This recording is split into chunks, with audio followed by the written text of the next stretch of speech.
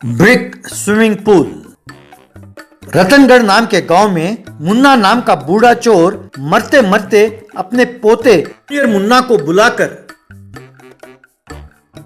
अरे पोते, मैं अब बूढ़ा हो चला हूँ, मैं कभी भी मर सकता हूँ। मेरे मरने से पहले तुम मुझसे एक वादा कर दो, ये वादा करके मुकरना नहीं। कहो दादाजी, तुम्हारे नाम को कायम रखकर यूं करोड़ों रुपए चुरा कर तुम्हारा वारिस हूँ ये साबित करूं, या फिर एक ही घर में बार बार चोरी करके उनकी रातों की नींद उड़ा दूं? बोलो दादाजी, जो वादा करूंगा उसे निभाऊंगा। मुझे जो वादा करोगे उसे निभाना मुश्किल है बेटा, पर एक बार वादा किया तो पीछे नहीं हटना होगा, वादा नहीं तोड़ना होगा बेटा। अब से तुम्हें चोरी करना छोड़कर ईमानदार की जिंदगी बसर करना होगा।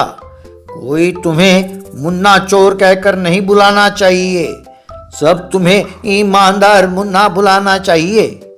यह सुनकर जूनियर मुन्ना दंग रह गया। फिर उछलकर, दादाजी, ये आप क्या कह रहे हैं? मरते मरते आप ये कह रहे हैं कि मैं चोरी करना छोड़ दूं और ईमानदार की जिंदगी जीऊं? ये कैसे हो सकता है? इस दुनिया में हर कोई चोरी करता ही है, ऐसे में मुझे चोरी करने से रोक रहे हैं? ये तो वैसा है जैसे मछली को पानी से बाहर निकालकर जीने के लिए कहना। मुझसे नहीं होगा दादाजी, कहकर वो रोने लगा। ये देखकर मुन्ना, ऐसे ना कहो बेटा, ठीक है, ईमानदारी से जीने का एक रास्ता बताता हूँ। सुनो, तुम एक ब्रिक स्विमिंग पूल बनाओ, उसमें सबको तैरना सिखाओ और जो पैसे कमाओगे उसमें से ही गुजारा करना खुश होकर। ठीक है। बड़े से ईंटों वाले बिल्डिंग से ईंटें चुराया तो एक स्विमिंग पूल तो क्या 5-6 स्विमिंग पूल बना सकूंगा। ठीक है दादाजी। रुको बेटा, इसमें एक छोटा सा कंडीशन है। इस स्विमिंग पूल को बनाने के लिए तुम्हें एक एक ईंट को ही चुराना होगा, सारे ईंट एक ही जगह से नहीं चुराना है। एक एक ईंट एक जगह से चुराकर तुम्हें एक ब्रिक स्विमिंग पूल बनाना है, तब तुम्हें उसका वैल्यू पता चलेगा बेटा। यूं उससे वादा लेकर राम नाम सत कर गए। बूढ़े मुन्ना के फोटो को हार चढ़ाते हुए जूनियर मुन्ना, इस बूढ़े ने खूब फंसाया मुझे। अब मैं एक एक जगह से एक एक ईंट चुरा कर इस ब्रिक स्विमिंग पूल को कब बनाऊंगा? स्विमिंग पूल को बनाने के लिए 2000 ईंटों की जरूरत पड़ेगी। पता नहीं ये कब बनेगा और कब मैं ईमानदार की जिंदगी जीऊंगा। यूं सोचता हुआ सड़क पर जा रहा था, तभी उसे एक नया घर बनता हुआ दिखाई दिया। वो वहां रुककर इधर उधर देखकर एक ईंट उठाकर सिर पर रखकर वो जा रहा था कि उस घर से एक कुत्ता भौंकता हुआ उसका पीछा करने लगा। मुन्ना दौड़ते दौड़ते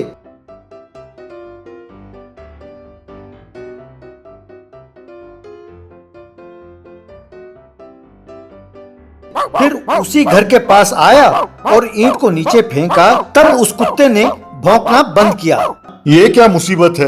एक ईंट चुराना भी मुश्किल हो रहा है, और ऐसा ही रहा तो इतने सारे ईंट मैं कब चुराऊंगा? यूं आगे बढ़ा तो उसे एक और नया घर बनता हुआ दिखाई दिया। वहां फिर वो इधर उधर देखकर एक ईंट उठाकर आगे बढ़ने लगा कि तभी घर का मालिक पहलवान पंकज उसके पीछे दौड़ा। उसके पीछे जाकर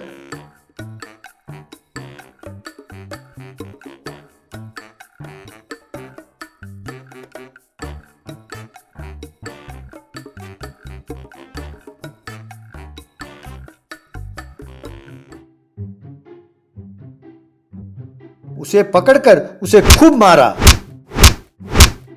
और फिर पुलिस के हवाले किया। उसे देखकर ऐसे ही, क्यों मुन्ना, क्या खबर है? इस बार तुम क्या चुराते हुए पकड़े गए, सोना या हीरा? तुम्हारे दादाजी सीनियर मुन्ना कैसे हैं? अब वो नहीं रहे सर, वो मर गए हैं। मरते मरते मुझे फंसा गए हैं। मुझे कहा कि चोरी छोड़ दूं और ब्रिक स्विमिंग पूल बनाने को कहा।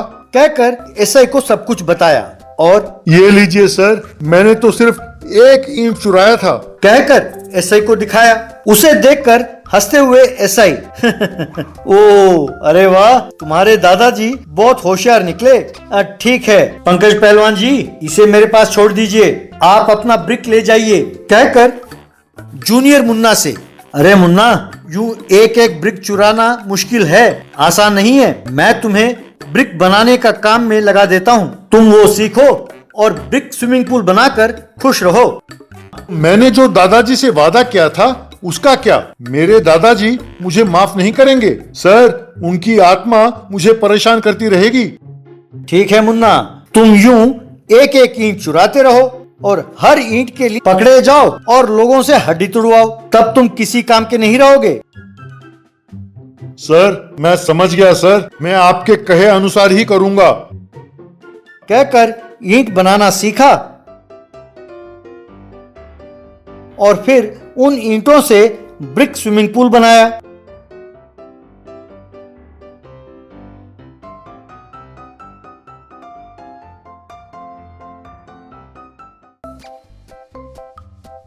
लोगों को तैरना सिखाते हुए पैसे बनाकर खुशी खुशी रहने लगा।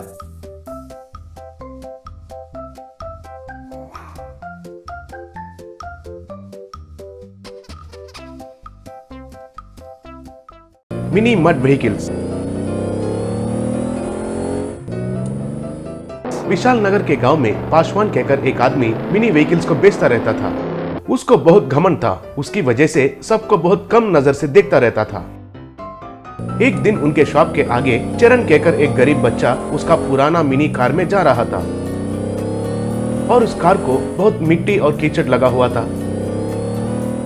वो देखकर पासवान, अरे ओ एड़ा, और एक बार मेरे शॉप के आगे से गया तो तुम्हारी चमड़ी उतार देता हूँ। ये रोड तुमने बनाया है क्या? सरकारी रोड है, मेरी मर्जी से घूमता हूँ। तब गुस्सा होकर पासवान ने चरण को कार से बाहर निकालकर मारने लगा। तब बगल में हरी, क्यों भाई बच्चे को ऐसे मार रहे हो? नहीं तो क्या, कीचड़ और दरिंदर लगा हुआ कार में आकर मेरे शॉप के सामने घूम रहा है, कोई देखेंगे तो क्या समझेंगे? इस दरिंदर गाड़ी को भी मैं ही बेच रहा हूँ कहकर समझेंगे ना। बहुत अच्छे से मारे हैं, उस एड़े के साथ ऐसे ही होना चाहिए। वो सब ठीक है, लेकिन इस चरण ने तुम्हें वो 1 करोड़ का मैटर तो नहीं बताया है ना? नहीं कहा होगा रे, नहीं कहा होगा, वो तो ऐसे मामले में बहुत होशियार है ना। अरे ये 1 करोड़ क्या है और वो राज क्या है? अरे बाबू मुझे टेंशन में मत डालो और जल्दी से मैटर बोलो, नहीं तो मेरा पेट ब्लास्ट हो जाएगा। फिर वो बात बताए बिना बाजवा, चरण और हरी घर चले गए। तब बाजवा से हरी, अरे ये 1 करोड़ का मामला क्या है? मुझे भी पता नहीं है, असली बात क्या है? कल रात हमारे पास वो पासवान चोरी चुपके आएगा, तब सबको एक ही बार कहता हूँ। रात हो गया, बाजवा, हरी और चरण तीनों बैठे हुए थे। रोड पर आते हुए पासवान, ये तीनों कहाँ मर गए हैं कि क्या सोच रहा था। तब उनको एक जगह पर बाजवा वाले दिखाई दिए। अब उनके पास पासवान चोरी चुपके से गया। अरे कुछ भी होने दो, लेकिन इस 1 करोड़ का मिनी मड व्हीकल शो के बारे में उस पासवान को पता नहीं होना चाहिए। अरे तुम हमको ही नहीं बताया, हम उसे कैसे बताएंगे? तुमने तो केवल उस चरण को कहा था और वो तो उसका धूल जमा हुआ गाड़ी को लेकर इधर उधर घूम रहा है। ठीक है रोना मत, मैं कहता हूँ हमारे गांव का नदी है ना, और उसके ऊपर एक पुल है ना, उसके ऊपर कई तरीके के मिनी मड व्हीकल्स इधर से उधर से इधर घूमते रहना चाहिए और उसमें से बेस्ट आने वाले को 1 करोड़ का इनाम मिलेगा, पता है? अरे कीचड़ लगाकर घूमेंगे तो 1 करोड़ मिलता है क्या? अबे ओए, हम इतना कॉमेडी जोकर्स और एड़े जैसे दिख रहे हैं क्या? अरे ये बात तुम्हें पता नहीं है, परसों दिल्ली में सब कार मैन्युफैक्चरिंग का ऑनर्स मिलकर पार्टी मनाए थे। उस पार्टी में सबके बीच बात बढ़ गया था और मेरा कार अच्छा है तो मेरा कार अच्छा है कहकर झगड़ा शुरू हुआ था। तब हमारे वाला फ्रेंड उनके पास जाकर, सर ऐसा नहीं है, मामूली से रहने से सबका कार अच्छा ही दिखते हैं, लेकिन कीचड़ में किसका कार अच्छा रहता है ये देखना चाहिए कहकर, फिर आपके पास मिनी कार्स रहते हैं ना, उनके बीच में सीक्रेटली एक प्रतियोगिता रखेंगे, तब पता चल जाएगा जीतने वाली गाड़ी को 1 करोड़ इनाम दिया जाएगा, ऐसा कहा। तब सब लोग उसके लिए मंजूर हो गए। और एक बात है, लॉटरी में हमारे गांव का नदी ही सिलेक्ट हो गया है और पेड़ पर सीक्रेट कैमरास भी लगे हुए हैं। इसलिए पासवान के शॉप में सब मॉडल का कार्स तुम खरीद लो, कीचड़ में डुबाओ और ब्रिज के ऊपर इधर से उधर घुमाते रहना। उनको तो 1 करोड़ नहीं मिलना चाहिए। वो सुनकर पासवान घबराहट से उधर से चला गया। अगले दिन मड व्हीकल्स लगाकर बच्चों से इधर से उधर और उधर से इधर घुमाने लगा।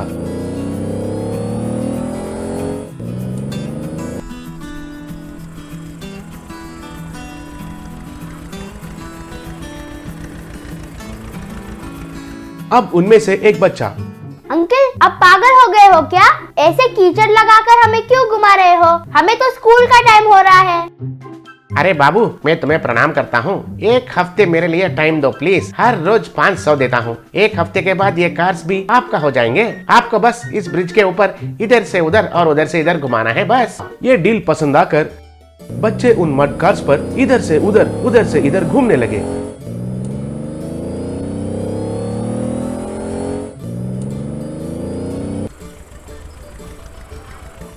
ऐसा 1 हफ्ता गुजरने के बाद हरी और बाजवा उधर आए। अब उनको देखकर पासवान मैं ही जीत गया। अरे ओ बाजवा, आपको देरी हो गई है रे। पूरा पेड़ पर सीक्रेट कैमरास में पूरा रिकॉर्ड हो गया है। वो 1 करोड़ अब मेरा होने वाला है। क्यों पासवान भाई, ये 1 करोड़ का क्या मामला है? और ये पेड़ पर कैमरा क्या है? और सोने जैसे इन कार्स को कीचड़ लगाकर क्यों घुमा रहे हो? अरे वो क्या है? Car company owners meeting, party, झगड़ा, तुम्हारा फ्रेंड, कीचड़, प्रतियोगिता, 1 करोड़ बोला था ना तुमने? अरे वो सुनकर तुम सब कर रहे हो क्या? तुम परसों को चरण को मारा था ना, तब वो अगर तुम्हें चांस आया तो पेशवान के साथ क्या करना है कहकर ऐसे मजाक में मैंने ऐसा कहा था भैया। लेकिन ये बात बताने के बाद लास्ट में मैंने एक बात कहा था कि तुम बहुत समझदार हो और ऐसे यूं ही उल्लू नहीं बन सकते हो। लेकिन तुम पूरा बात नहीं सुनकर भाग गया है क्या? फिर तो तुम मामूली पहाड़ का इंसान नहीं हो भाई। अरे वो धोखेबाज, तुम सुधरोगे नहीं, मुझे ही धोखा देते हो आप, कहकर बच्चों के पास गुस्से से जाकर,